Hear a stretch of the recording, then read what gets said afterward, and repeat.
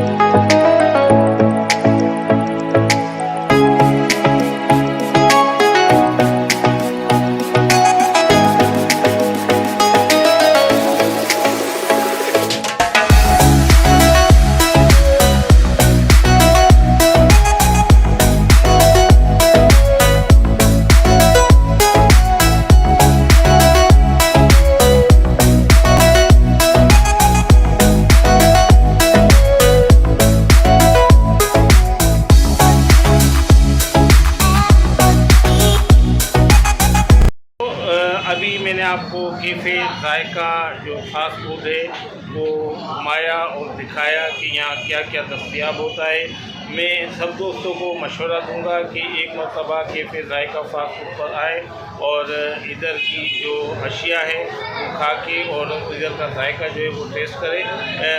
Cafe जायका का जो address है वो रेलवे फाटक लुकमान खैरपुर नगर सिंध। जो दोस्त नहीं आए वो एक मरतबा इस फास्ट फूड पर ज़रूर आए और यहाँ के जायके को चखें। और मज़ीद जो अच्छी अच्छी वीडियो देखने के लिए मेरे इस व्लॉग के साथ बने रहें। इस वीडियो को लाइक, कमेंट और सब्सक्राइब करना ना भूलिएगा। अस्सलाम वालेकुम।